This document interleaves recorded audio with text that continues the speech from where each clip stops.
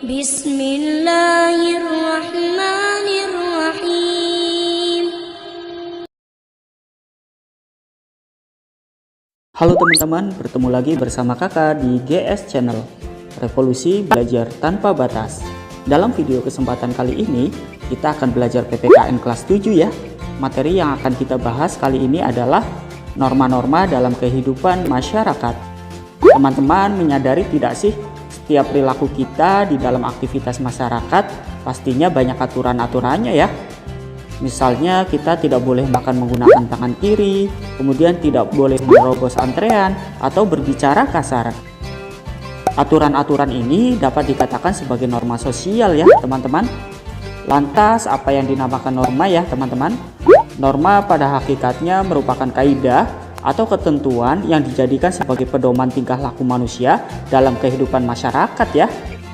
Menurut Kamus Besar Bahasa Indonesia atau KBBI, norma diartikan sebagai aturan atau ketentuan yang mengikat warga kelompok dalam masyarakat. Norma dapat berbentuk secara tertulis ataupun tidak tertulis ya teman-teman. Norma tertulis misalnya aturan tidak boleh melanggar lalu lintas, mencuri, ataupun membolos sekolah. Sedangkan norma yang tidak tertulis misalnya cara makan yang benar dan sopan santun. Norma-norma yang ada di masyarakat pastinya memiliki fungsinya ya. Di antaranya yang pertama mengatur perilaku masyarakat. Yang kedua digunakan sebagai panduan bertingkah laku. Yang ketiga sebagai tatanan masyarakat agar masyarakat aman dan tentram.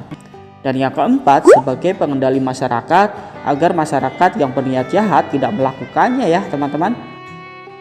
Norma sosial di masyarakat pastinya memiliki berbagai macam ya teman-teman, seperti norma agama, norma kesusilaan, norma kesopanan, dan norma hukum.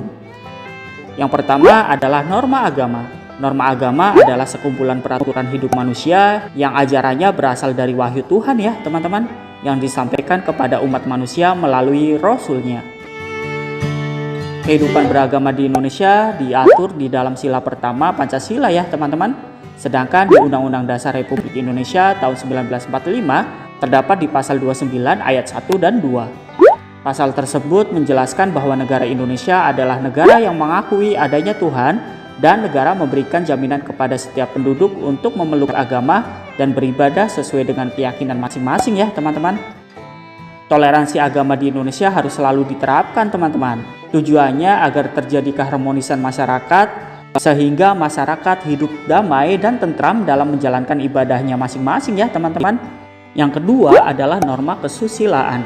Norma kesusilaan merupakan peraturan hidup yang bersumber dari suara hati nurani manusia teman-teman. Norma kesusilaan ada bersamaan dengan kelahiran atau keberadaan manusia itu sendiri teman-teman, tanpa melihat jenis kelamin dan suku bangsanya. Contoh perilaku sesuai dengan norma kesusilaan antara lain selalu berlaku jujur kepada siapapun ya.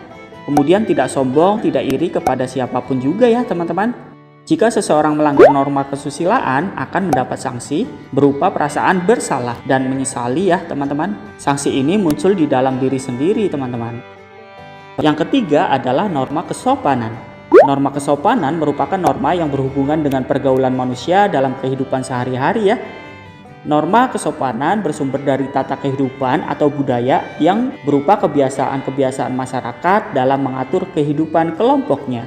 Contoh norma ini antara lain berbicara dengan sopan saat bertemu lawan bicara, memberi salam jika bertemu orang lain, berpamitan dengan orang tua saat berpergian, dan berpakaian yang sopan saat keluar rumah. Sanksi terhadap pelanggaran ini dapat berupa pengucilan oleh masyarakat sendiri ya teman-teman. Kemudian tidak disenangi bahkan dicemoohkan oleh masyarakat. Yang keempat adalah norma hukum ya teman-teman.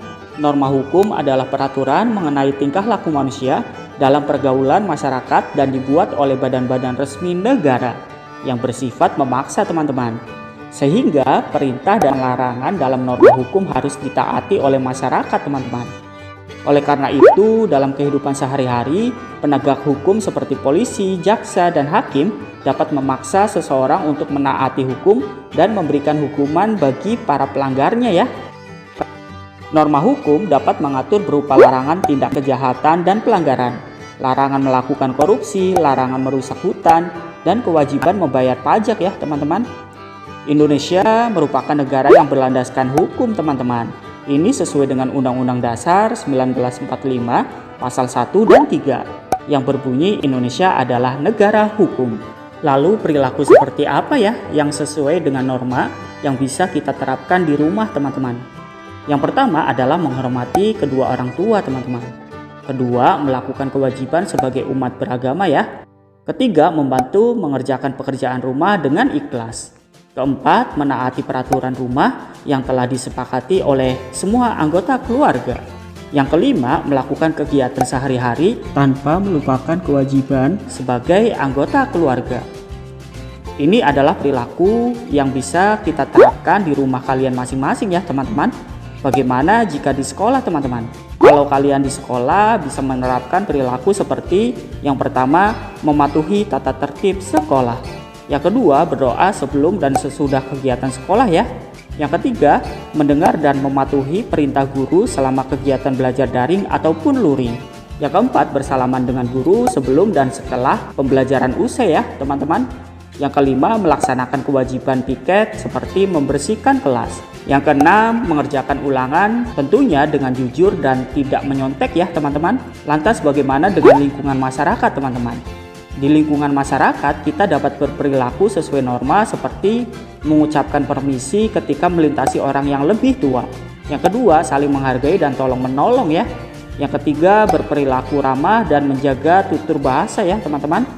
Yang keempat, bergaul dan memperlakukan orang lain dengan baik. Yang kelima, mematuhi keputusan bersama dan menghargai perjanjian yang sudah dibuat bersama, teman-teman. Lantas bagaimana dengan perilaku kita menggunakan media sosial ya, teman-teman? Jawabannya silakan teman-teman ditulis di kolom komentar ya. Cukup sekian pembahasan materi tentang norma-norma dalam kehidupan di masyarakat, teman-teman. Salam dari kakak dan salam semangat ya. Dadah. Alhamdulillahi Rabbil Alamin Ar-Rahmanir Rahim